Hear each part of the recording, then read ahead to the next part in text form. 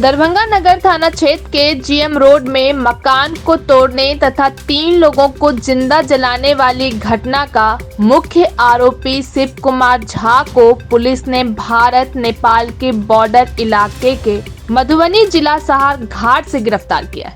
इसकी जानकारी देते हुए दरभंगा के पुलिस अधीक्षक अशोक कुमार प्रसाद ने दी। वहीं उन्होंने कहा कि कांड के बाद से ही इस मामले के मुख्य आरोपी की सरगर्मी से तलाश थी।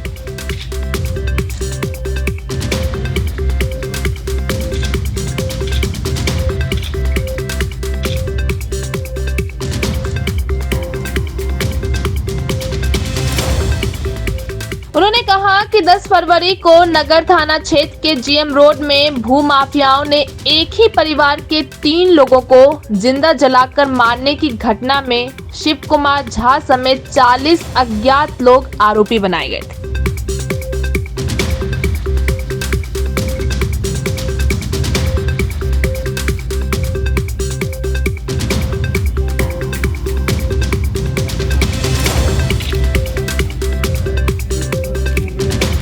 आपको बता दें कि मकान और जमीन की दावेदारी का मामला पटना हाई कोर्ट में चल रहा है।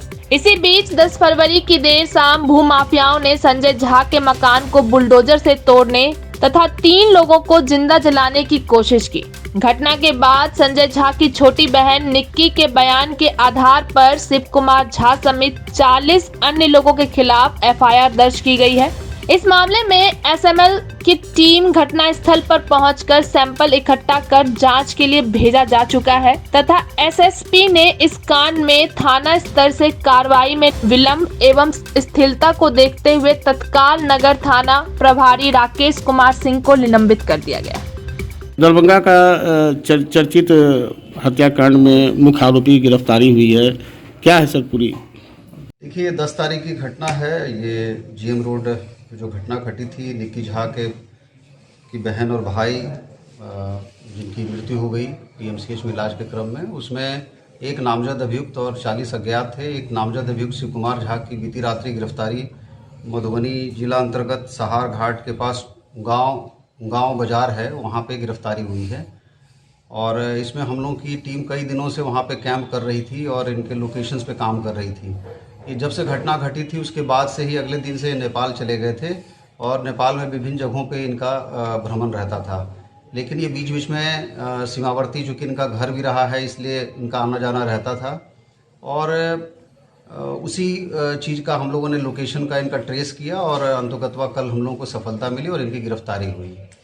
साथ में कल दरभंगा से भी उस कांड में एक और जो अज्ञात अपराधकर्मी हैं तिरुपति राय, मदारपुर का रहने वाला लड़का है, उसकी भी गिरफ्तारी कल दरभंगा से हुई है। तो इसमें कुल अज्ञात में से 9 की गिरफ्तारी हो गई है और एक नामजद जो मुख्य अभियुक्त थे शिव कुमार झा, उनकी गिरफ्तारी हुई।